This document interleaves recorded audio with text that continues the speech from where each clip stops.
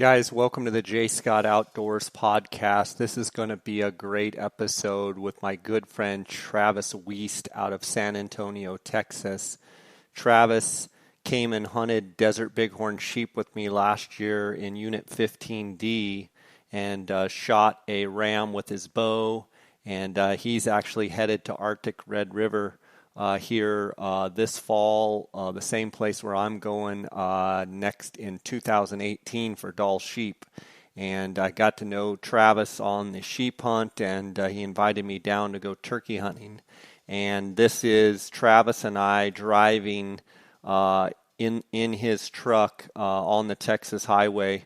And it's a great episode. Travis is a great guy. His family owns the Natural Bridge Caverns out of San Antonio, Texas. And if you get a chance at all to go to San Antonio, I highly recommend going by and checking out the caverns. It is the largest cavern or cave in the state of Texas, and it's awesome. It's more than 200 feet underground. There's, I believe, 2 miles of cave, unbelievable structures and stalactites and stalagmites, and they've got tour guides that give tours of the cave, and it's one of Texas's leading tourist attractions. Go check it out. Can't wait for you guys to hear this episode. It's some fun jawboning back and forth between Travis and I, and if you guys want to send me an email, you can do so at jscottoutdoors@gmail.com. You can send me questions and comments, anybody you want to hear on the podcast, anything that you don't know the answer to. I'll do my best to try and answer it or find the answer for you. I want to thank my sponsors, Go Hunt Insider, Kuiu.com, phonescope.com, and the Optics Authority, Cody Nelson over at the Outdoorsmans at outdoorsmans.com. You can check in the show notes to see the promo codes, and you can use those promo codes with the sponsors to get discounts on products. And I just want to thank them for their support. Let's get right to this episode with Travis Wuest. Welcome to the J. Scott Outdoors podcast. It is March 24th, which reminds me it's my nephew Jay's birthday. Happy birthday, Jay Pyburn. I am rolling westbound in the middle of, I guess this would be kind of between South Texas and Middle Texas. What would you call this? Well, I've never heard Middle Texas used before. It's like, well, you hear East Texas like and West Texas. Lord of a Rings movie or what's something. What's wrong with Middle Texas? We are actually near the metropolis of Sabinal, Texas, right now, on Highway 90 headed west. But I would kind of refer to this as Southwest Texas. Okay, so I'm in Southwest Texas. The voice you just heard is Travis Wuest, and we have been chasing turkeys the last couple days on Travis's family farm, family ranch. I guess you call it a farm to a rancher. It's like a slap in the face. And you call a ranch to a farmer, it's kind of explain how that works. Well, some people might define that differently, but if you have a lot of tillable land and you grow crops, I would call it a farm. If you have livestock and very little tillable ground, I call it a ranch. What if you're covered up in pigs? What would you call it then? A problem. I have grown fond of these hogs, pigs. It's definitely a love-hate relationship. So I love hating them.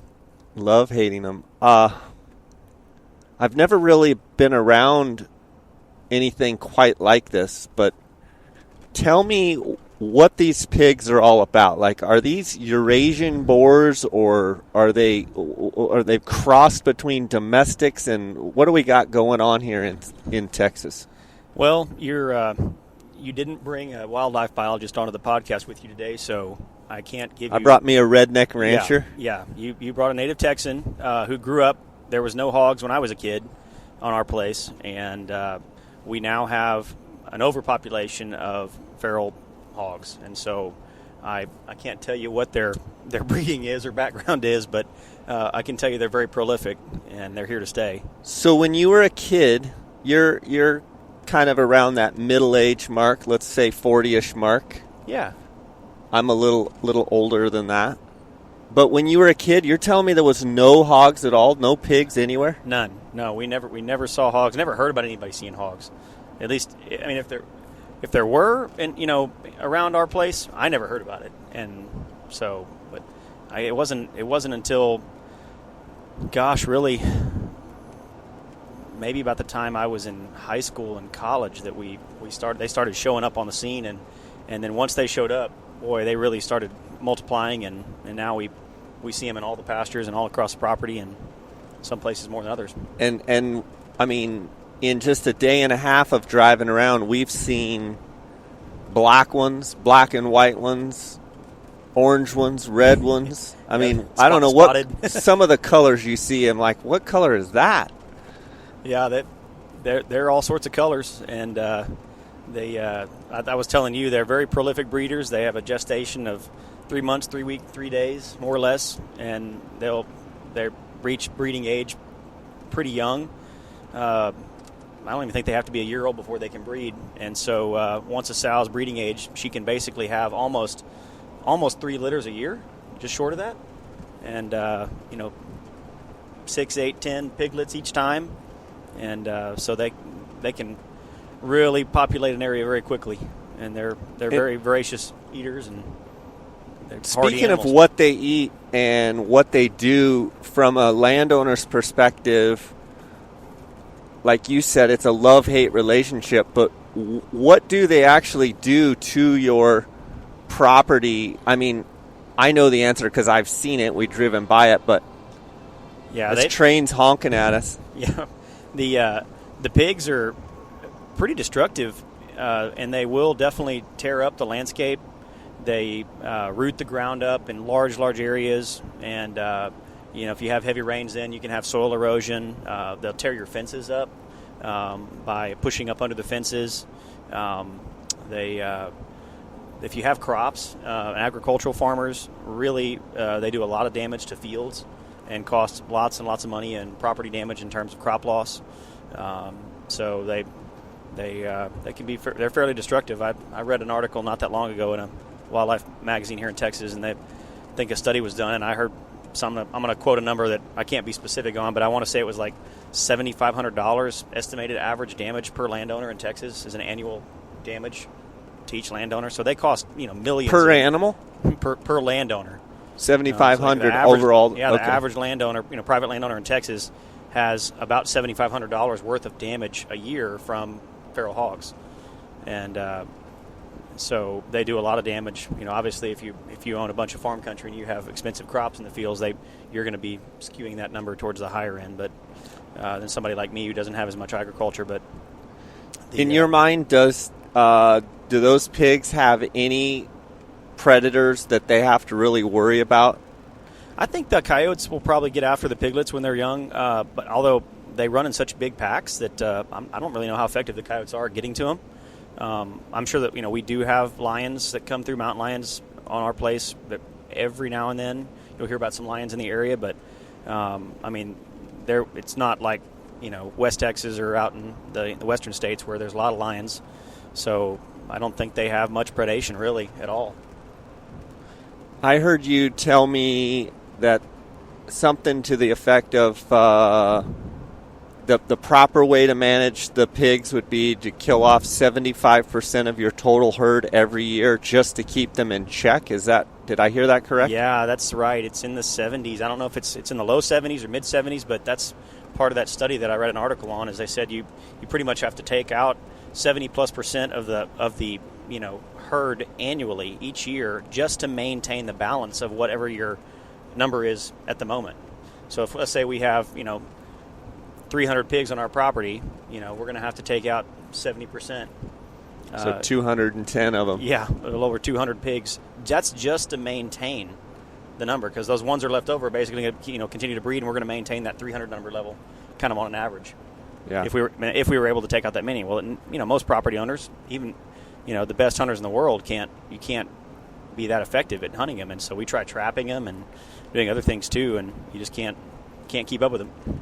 I heard you tell stories you're somewhat not afraid of the pigs, but you definitely have a respect level as far as when you're bow hunting them and in close. Like, I mean, they will come after you, and what's the drawback? They're going to bite you with the big tusks, or what? Yeah, my uncle was on my mom's place where she grew up.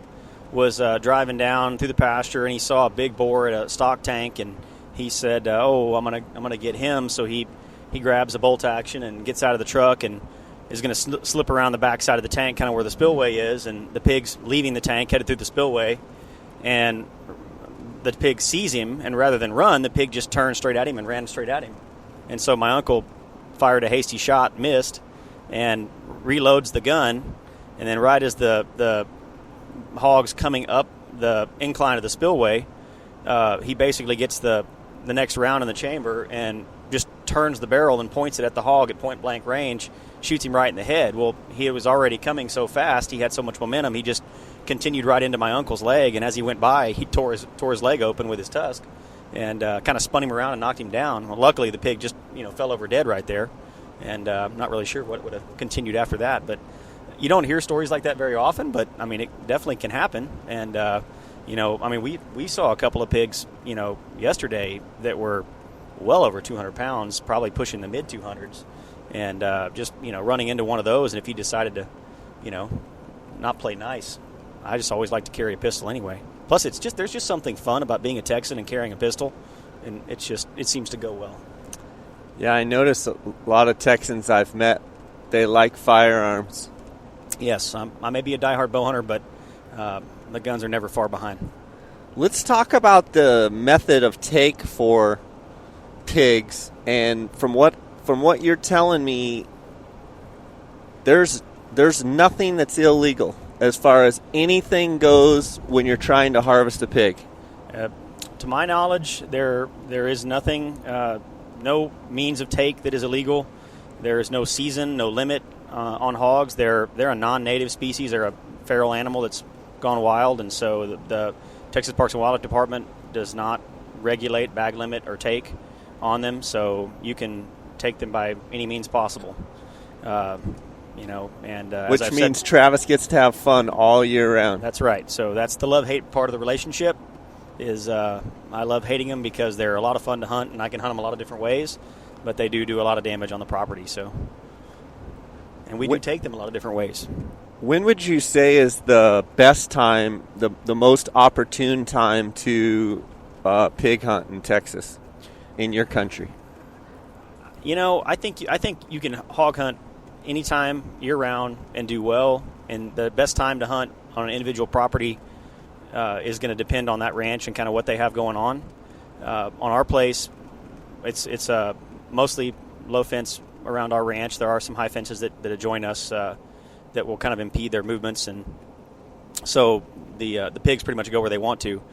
And during the deer season, which kind of starts for October and us and goes all the way into January, everybody around us is running feeders, corn feeders, and baiting in deer and pigs, and the pigs get really smart. They pretty much go completely nocturnal after just seems like a few weeks or a month of the deer season, because anybody that sees a pig shoots at it, and the pigs pretty much just only come out at night at that point, and you really don't see them during the daytime at all. So the pig hunting at our place gets really tough, and they just get wise. And then after deer season's over in January, a lot of people quit feeding and baiting, and we continue to have a few feeders that will run for pig hunting, and nobody's shooting at them and nobody's messing with them, so they get a little bit relaxed and let their guard down. They let their guard down, and they start showing up during daylight hours again. And so for us, man, the spring and the early summer seems to be just awesome time for us to pig hunt. So, and can't really say about other places too, but I guess depending on what was going on in each place could be a little different. What's the day in the life of a pig? I guess eat, sleep, and make babies. Sounds like a pretty good life. Speaking of eat, what do they eat? What's their primary diet?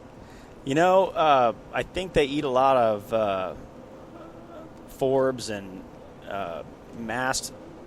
any kind of mast product that's out, brown, if it's prickly pear or pecans or acorns if they're falling, and they eat a lot of roots and bulbs and grubs and stuff. They'll root around in the ground and dig that kind of stuff up.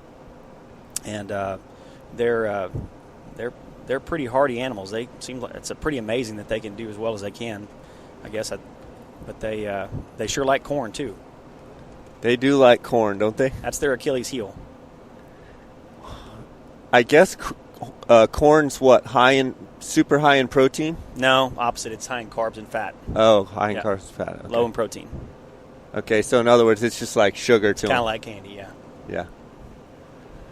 I noticed a few of the pigs. We've come just driving around, and there's feeders on the property, and we've seen some pigs. And the first morning we were set up, we actually the night before had a bunch of turkeys roosted, and we had all kinds of turkey action in front of our face. And when we were setting up the decoys in the dark, remember when we got set up in the blind and just got set down, you were messing with the camera and getting the cameras all turned on and what have you, and a big black pig had walked into our decoy spread about 10 yards away from the blind, and yeah, man, that snort that thing let out got my attention real quick. I think he actually saw the light when I turned the camera on, and I think that's what spooked him, because he had walked into the decoy spread. He was probably 8 yards away in front of us, and neither one of us were looking. It was pretty dark at that point, and man, as soon as I turned that camera on, that light came on that screen, and he saw that. Man, he let out a noise and said he wasn't happy and took off, and both of us, I think, jumped out of our seat. But what's weight-wise, personally, what's the biggest hog that you've shot? I don't know. I don't know what they weighed because we couldn't weigh them. If you had to guess. If I had to guess, and they were between 200 and 300 pounds, I'm guessing probably the mid-200s. 250-ish. I mean, can they get double that? I mean, can they get? You see these pictures on the internet of these ginormous pigs, and they must live in different country than what we have around here, and they must more live in food or something where there's agriculture, they can eat crops and stuff like that, and stuff. But I mean, I've seen photos, and like I don't even know. I mean, 600+ pound giant pigs, but I mean, I've never seen one. I've hunted in South Texas and Central Texas and all around most of my life, and I mean you hear people talk about there's a 300-pound hog. I mean, I don't know that I've ever even seen one that's 300 pounds. See some giant ones, and I mean I think the biggest one we ever got to put on a scale was at a ranch in South Texas, and I want to say it was in that 250 range also. And so I think a lot on the natural conditions and kind of where they're having to really work for their food. I don't think they get a whole lot bigger than that in most cases. As a bow hunter, where do you shoot the pig? And talk a little bit about your broadhead and shot placement and such. Sure. In your opinion. I mean, I think as far as broadheads, you want to get if you're there's pigs and then there's big boars. So a lot of them are going to range. A lot of the pigs that we shoot are going to range from 20 to 100 and just over 100 something pounds, and you can pretty much get away with just about anything in terms of broadheads, and the penetration is not near as big of an issue. But you start shooting those really big ones, and they're pretty tough animals. They've got a really tough hide. They've got kind of a shoulder plate that's gives them a lot of protection, I guess, in the way they fight, and they kind of root and rip it against each other's shoulders when they're fighting. And those big boars they're tough, and so I think you just want to shoot something you'll get good penetration with.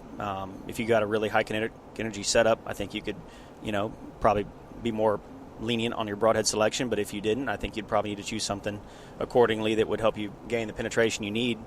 And then as far as shot placement, the hogs carry their vitals low and a little forward, and so definitely want to stay in the lower third and try not to get too high, especially on the big boars, because they have a big shoulder hump and kind of a humped back, and you kind of shoot them in the middle of the body, and you think would be kind of a great shot, and you're really too high. You're kind of at the very top of the vitals, and you really need to keep it in the lower third.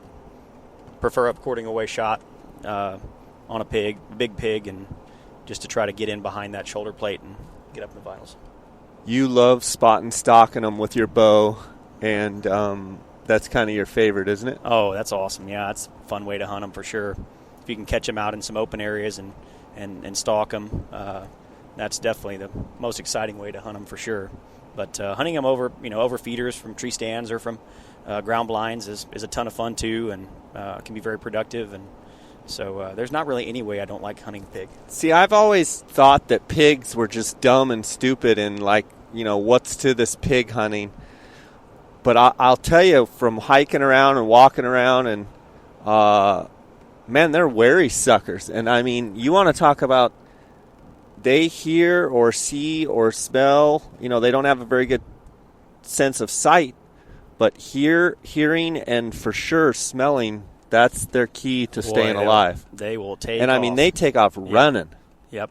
There's no ifs, we had ands, a or couple of buts. stalks yesterday and the day before, and we got winded. Yeah. And, I mean, the wind was – and we're kind of in a canyon area with some hills and stuff, and wind was real swirly. And, man, they don't put up with it. They catch a whiff, they're gone.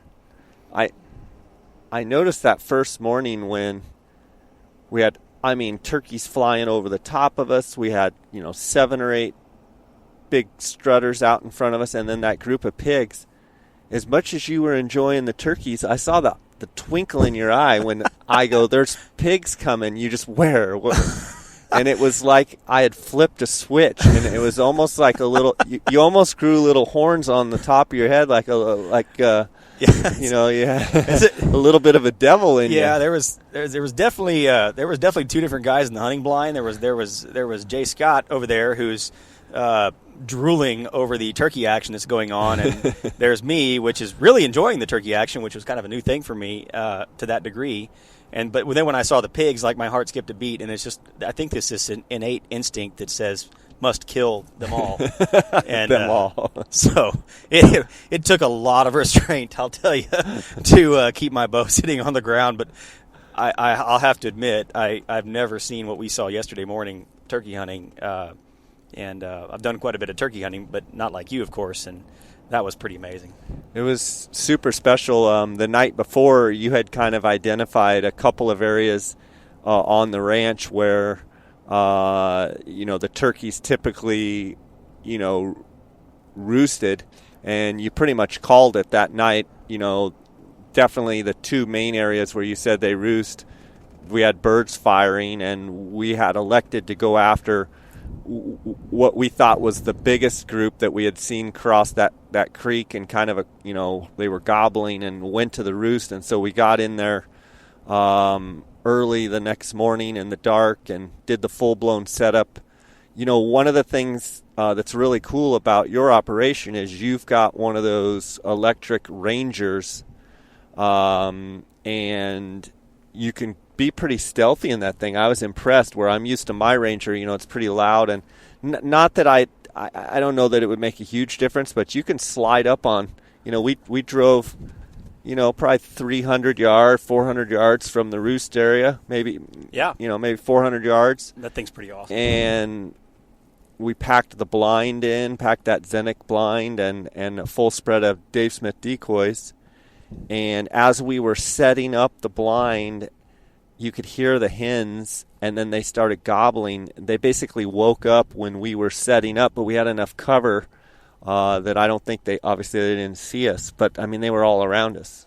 Yeah, they were. And then that hog came into our decoy spread and made a bunch of racket, and that got them all gobbling. And I think maybe what noise they did hear, maybe they associated with the pig.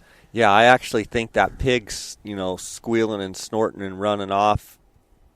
Any association that they had that maybe we were there and setting up the blind, maybe they dismissed it for, that pig. Yeah, and these turkeys probably are used to pigs carrying on plenty of racket around them and underneath them. So I got to back up a little bit. You and I met. You had drawn a Arizona 15D Desert Bighorn sheep tag, and you hired me to take you on your hunt, and you told me you wanted to do it archery.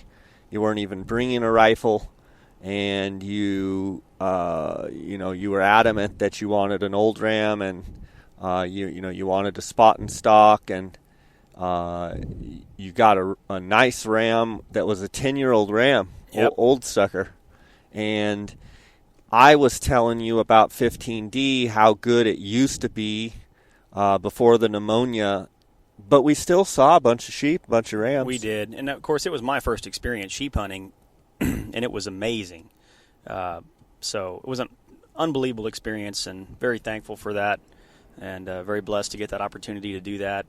And I just can't say enough about it. The only regret I have from the experience is that I can't go do it again, or maybe that, I couldn't have my cake and eat it too. Maybe we could hunt for about 10 more days before I shot one. But yeah, Jay, it was the running joke each day as we continued to hunt. I think I shot him on day 4 of the hunt. Yeah. We were there one day before that for scouting, and every day we'd see a ram, and every day I would say, I want to shoot that ram, and every day Jay would say, give me your arrows, you're not allowed to go. Yeah, I had him on a kind of a quarantine. Yeah, he pretty much had me on lockdown because he knew I'm bloodthirsty, and I pretty much wanted to shoot every ram I saw. So I practiced restraint as long as I could, and I think Jay finally had to take the gloves off me. I see your training grounds there at the ranch.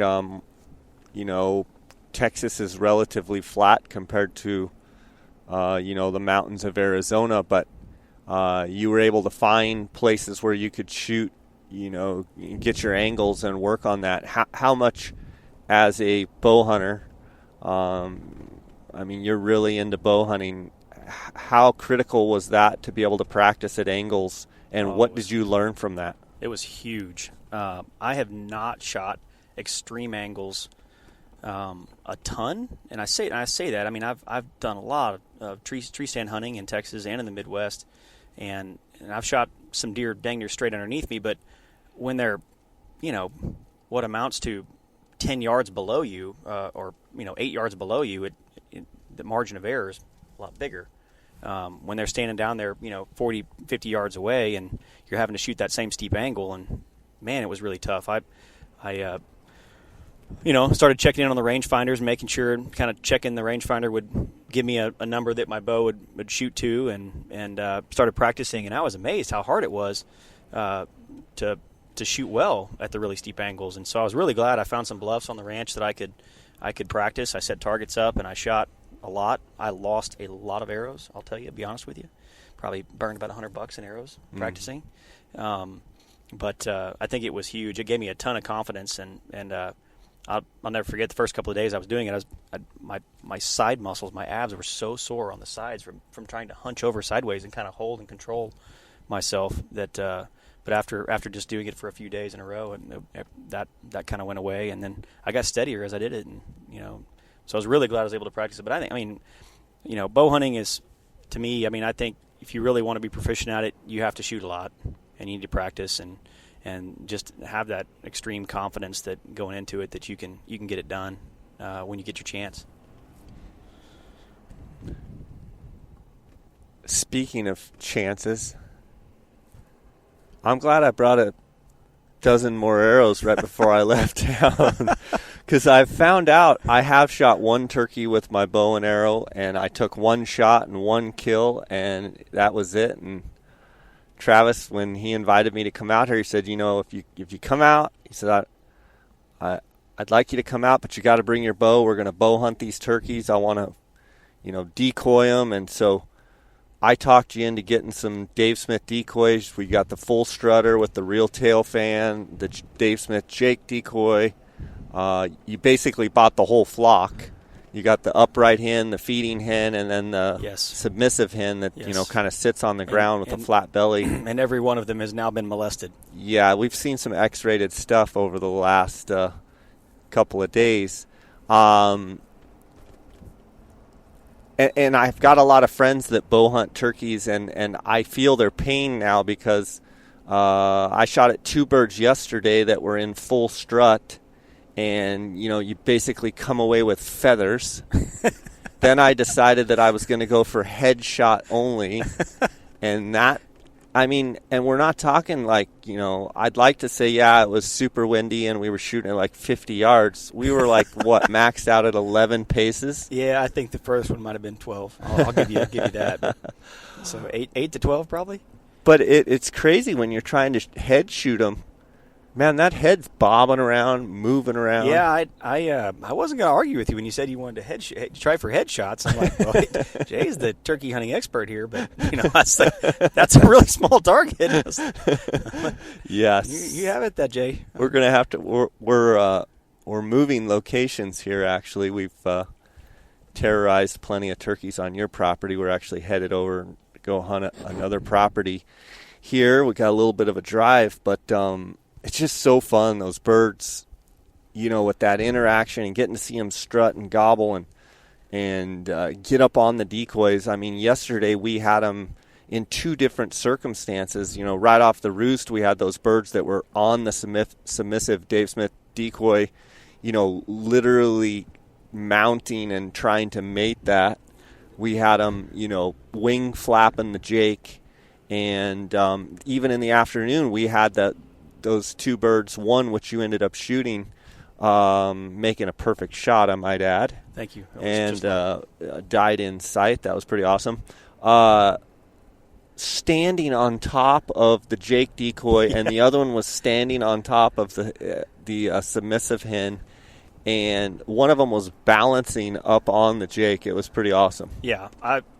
So to give folks a little background about why you're here doing this, so, getting to know Jay on the sheep hunt, and I come to find out his real love is not sheep, and it's turkeys. And he's showing me these pictures and video, and he's got lots of sheep and pictures on his phone too. But then I think there was more turkey stuff, and I'm like, turkeys, what in the heck? And oh man, I love turkey hunting and this and that. And then I'm talking, well, I've shot half a dozen more birds with my bow turkey hunting. Yeah, spring turkey hunting is a lot of fun. I really enjoy it too. But then I'm seeing these videos of what you got going on with these decoys, and I'm like, what? I've never seen stuff like this. He's like, oh, you got to get these Dave Smith decoys. I'm like, all right, well, I'm in. I'll try that. And so I was like, Jay, why don't you come down and show me how this works? And I saw stuff I have never seen, and oh my gosh, I mean, the interactions, and for 2 hours they're putting on a show in front of us, and just beating the decoys, riding the decoys. A couple times we had to use a rag to clean the decoys off. Yeah, it was. I mean, there was stuff going on that was definitely not for children to watch. I mean, you were running out of arrows. My decoys are getting beat to crap. I mean, dude, there were times when you and I were in the blind laughing so hard, I was shocked that the turkeys weren't looking at us because of what they were doing. It was so funny to watch them do their thing. Oh, it was awesome. So I have a new love for turkey hunting now. Because that just adds a whole sense to the experience in terms of the interaction that I've never seen before to that extent. I mean, I've shot a bird or two with a decoy. I think maybe one, I know for sure. And I've had some other folks that I've helped kill birds with decoys. But the birds just kind of have come in, and they're there, and then we shoot them, and maybe we didn't give enough time, but they just wouldn't interact with our decoys. Right. And these, I think it's how realistic they look. It must be. But it's awesome, whatever it is. I know you've got a hunt coming up this fall that you're really looking forward to, and we kind of have that in common as well, going to Arctic Red River. Yeah. You're doing a combo hunt, I believe. You're going to be, a 21-day hunt? Well, it's booked as a 16-day hunt, but because when I booked that hunt, the only sheep hunt he had left that I could book, this was 2 years ago, was a combo hunt. It was a 3-species combo hunt, which I would love to kill, not only a sheep but a moose and a caribou. But I told him I was dedicated to the bow, and he said, well, if you'll come at towards the end of my season, I think it'll be better for you because the moose rut will be going on, and then he's going to allow us to stay on extra days and pay a small fee to continue to hunt, to give ourselves more time so that we can get it done with a bow. And so I think I've got it worked out with work and family where I can do 20 days of hunting. So it'd be plus travel, so it's going to be almost a month. It's going to be crazy. I don't think I've ever been away from home for more than 12. Now, will you take days. a rifle at all, or will you only take your bow? Just my bow. Yeah. I wish I could take a pistol, just so I could have something for grizzly bears. Yeah. Well, all you got to be able to do is outrun your guide. So yeah. That could be a challenge, though. Sometimes some of these guides are... I was going to say, from what I hear about their guides, they sound like they're the Navy SEALs of hunting guides. So, like, me outrunning the guide is probably, snowball's chance in hell. Yeah. How much of the hunt and looking forward to the hunt, I know you're a gear junkie, too. How much of it is, kind of the excitement and just kind of, getting to go through your gear and the whole anticipation of, what to use and when to use it. Absolutely. It's part of the whole experience of not just this hunt, but every hunt. And for me, and I mean, even before you were coming down here, I mean, I was in my garage tinkering with my stuff and just, my wife's like a kid with a toy or something, and she just laughs at me. But, that's so much. Just thinking about the experience and prepping for the experience, training for a hunt, and getting your gear right and sorted. It's just all part of the anticipation and excitement, I think, that just goes into the experience, and to me makes it a ton of fun. So I love that part of it. Well, I'm looking forward to going in 2018 in July for Dall sheep, and I'm just going Dall sheep hunting, and I'm be excited to see your success this fall. And another friend of mine, Brian Rimsa's going for Dall sheep and mountain caribou with another friend of ours, and I've had several of my buddies and guys that have hunted with me that have gone to Arctic Red, and all of them have just said it's an adventure, and I'm really looking forward to that adventure and getting up there. I've never been to the Northwest Territories, so it's just the whole aspect of it, regardless of whatever sheep I harvest. It's going to be awesome. Yeah, it's going to be an adventure. I think that's the biggest thing that I'm most excited about, is just the overall experience of the adventure. And I was telling you, I think you were kind of surprised. I mean, I've done a lot of Western big game hunting and hunted all over the place, but I have never been backpacking, ever. And here I am going on, what could end up being 20 days of backpacking in the Northwest Territories, and so I'm a little nervous about that. I'm training really hard for it and feel like I'm going to be physically ready, but I know there's going to be a huge mental side to that whole game that's going to be, I think, even way, way more difficult than the physical side in terms of just the, mental toughness about the whole thing. And so I think I'm up for it, but I'm really, really looking forward to finding out. Yeah, for sure. Me too. I mean, it's one of those things that anything that you do that's new or different, and it's certainly backpacking for 20 plus days is going to be, regardless if you didn't.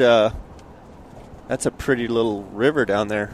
Regardless of if you don't harvest a single animal, it'll probably be one of the greatest trips of your life. I mean, obviously Absolutely. You're going to get your trophies, but God willing. Yeah, just the adventure of it. Absolutely is huge for me. I'm excited. I've got I have that goat hunt in Alaska coming up this summer, and so we're fired up. I'm going to be kind of diving into my gear and my gear prep, and I've already been training for that, and so that'll be a lot of fun.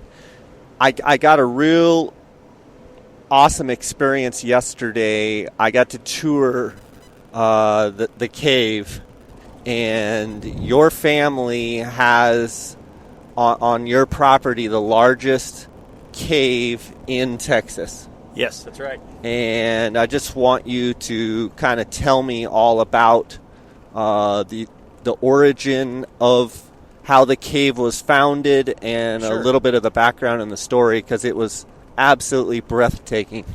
Thank you. Well, we're very blessed to be here and get to do what we do. And so the land, I was telling you, has been in our family for 5 generations. My great-great-grandfather settled here in 1883. His last name was Forsagi, and we actually saw his homestead on the ranch. We actually stalked a pig not very far from it, and the Wuest first came, settled next door, and I think it was very end of 1800s, early 1900s, and he married one of Forsagi's daughters, and so that's how the Wuest name came to be involved there at the property. And so the family just was basically farming and ranching for all those years, raised mostly cattle and goats.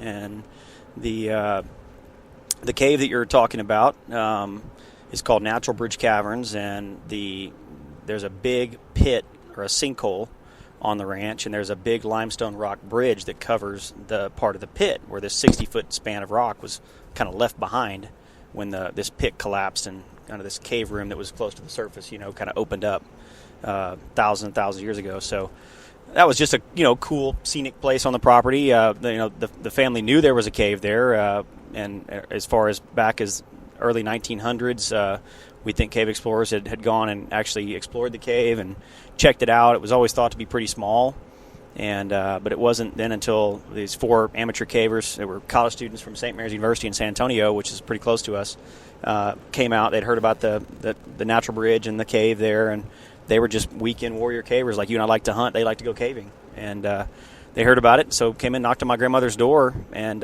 said, "Hey, we heard about your cave. We'd love to check it out." And she said, "Okay, sure." And back then, people, property owners and stuff looked at people recreating, hunting and fishing and caving on their property very differently than they do now. It's was pretty common for folks just to get permission to recreate on your land.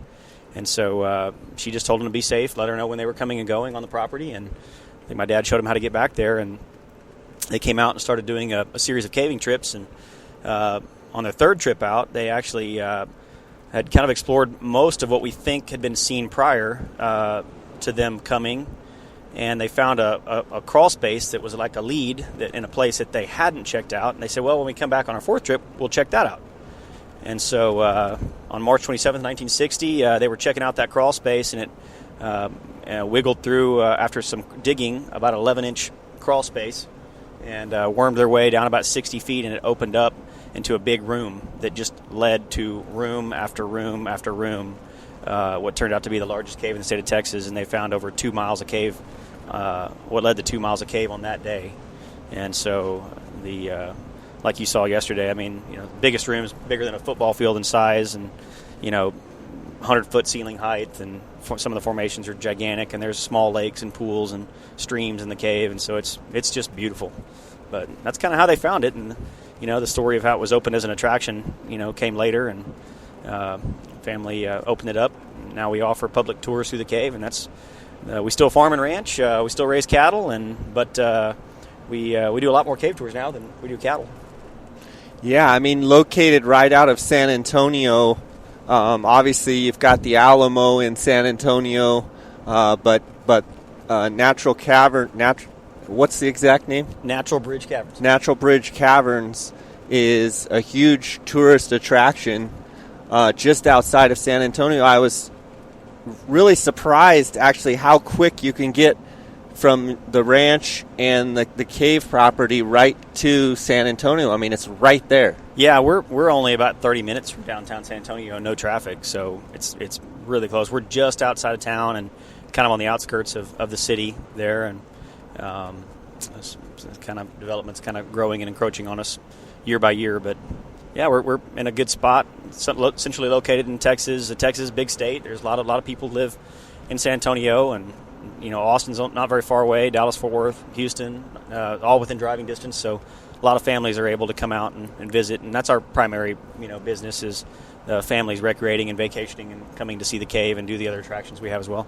Yeah, I like the family fun type of atmosphere that you had there. You had obviously the cave and the tours, but you had a lot of other attractions there as well with the zip lines and there was what was it? Mineral panning? Mining. Yeah, mining. Gym pan mining. Yeah, really neat. And I could see a lot of the families and the kids, the smiles on their faces. It was neat to see. Just that interaction, that they felt that connection there. It's a neat place. Thank you. Yeah, and that's really, our family's mission in terms of kind of what we do at the attraction is, we're about helping families reconnect with each other and reconnect with nature, through natural outdoor experiences. And so that's kind of what we, like to think of as our mission, if you will. And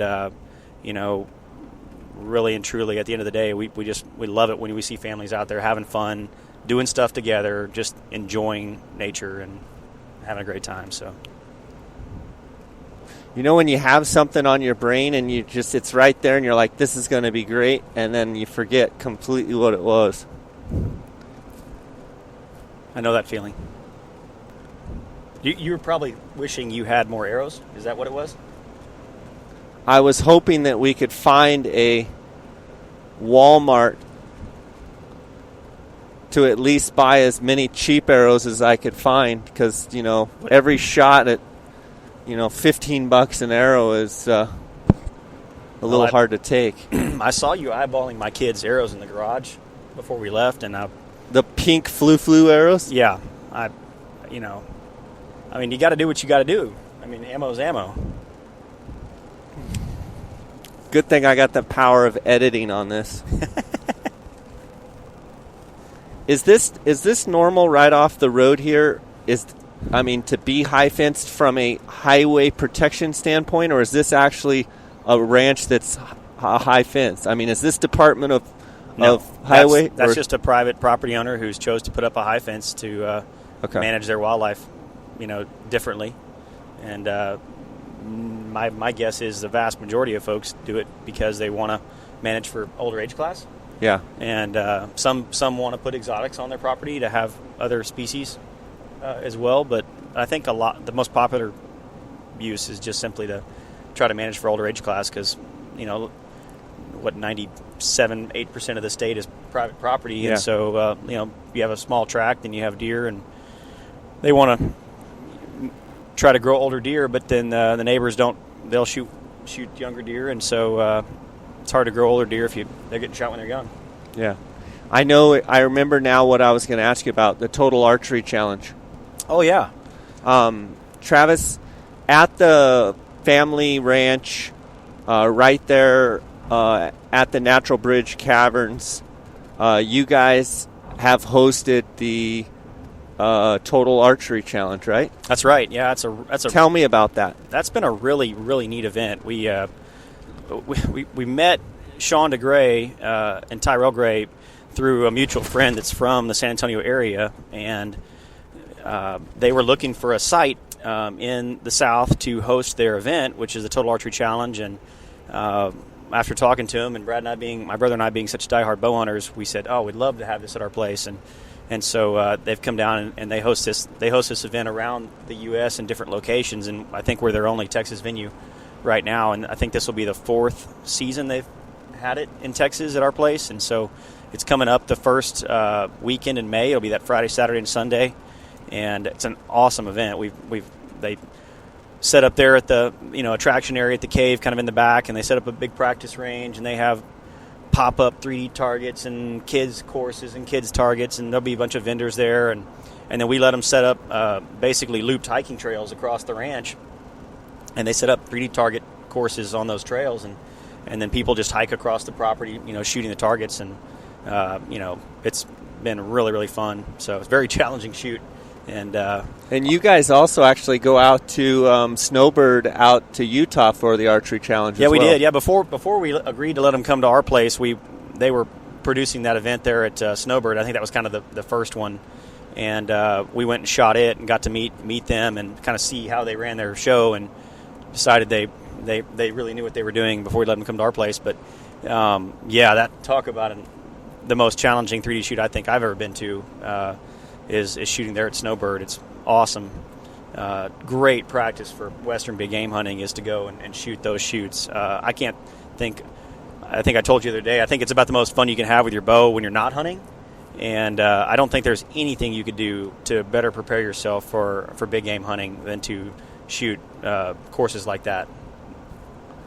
So anybody listening, I assume they go to the Total Archery Challenge website? Just Google Total Archery Challenge, and then you'll find on there all the places they host their shoots at. And they have them around the country. Like I said, I couldn't even begin to tell you all the locations. I know that they have Utah, Montana. I think they have one in Pennsylvania. I know they have ours, and I think they have a couple other ones in between their other states. Cool. Well, I'm glad you guys do that, and it's a good thing to be able to connect with the other bow hunters. And I encourage people to listen, come out, check out the cave too while you're there. That's a great opportunity. and bring the family, because there's a lot of things to do right there. Yeah, that event's cool because it's a really family-oriented event, and so again, it's just kind of another way for us to let families reconnect with nature and do something that we love doing and so but it seems like it's been a really good fit. We've enjoyed having those guys out. Well, I guess the next time the listeners hear from us, hopefully we'll be covered in more turkey feathers. I hope so. Well, we're still about an hour away from our next location here near Bracketville, Texas, and we'll be hopefully on some birds. The weather's cleared up for us. It was cloudy this morning, but it's going to be beautiful. Hopefully a bird will stand still long enough for me to hit one. I hope so. That's going to have to be pretty still, right? He's going to have to be still and still and docile. Yep. Jay packed, I think, 10 extra arrows in the blind yesterday just to be safe. It's a target-rich environment, especially when you might have a pig wandering by. Yep, exactly. I thought it was pretty curious that we start out this podcast, and I'm assuming you're going to be talking about turkey hunting because that's what you came here to do. And like for the first, I don't know how long, 20 minutes, we're talking about pigs. I think I've got a new animal that's on my radar because I've never really paid attention to them, and I've always thought, pig hunting, they're just stupid. Man, the ones I've seen, I'd say they're more wary than a deer. Yeah, they're plenty wary, I'll tell you that. And I mean, like I told you, just to shoot one of those big boars they're solitary, and they're tough animals too. And there's just something about them too. You see them, I don't know what it is. You see them and you instantly just want to shoot them. And that's coming from someone that hasn't even got into it yet. And I'm already getting a little bloodthirsty. Yeah, but there's something to be said about just experiencing new places and new things too, and I think that's always fun. So for sure. Well, I guess this story will be continued here. So we're almost to our destination, and we'll get back with you guys. I want to thank you, Travis, if we don't get back on the podcast, for having me out, and had a great sheep hunt with you, and look forward to hearing how your experience goes up there at Arctic Red this year. Absolutely, Jay. Glad to do it. It's been great getting to know you too, and man, had an awesome experience in Arizona, and my first time to hunt Arizona this past year, and really enjoyed it. Enjoyed getting to know you, and appreciate what Arizona's doing out there and all the big game hunting they have going on. Look forward to hopefully taking part in some of it again down the road. So, all right, buddy. Sounds good.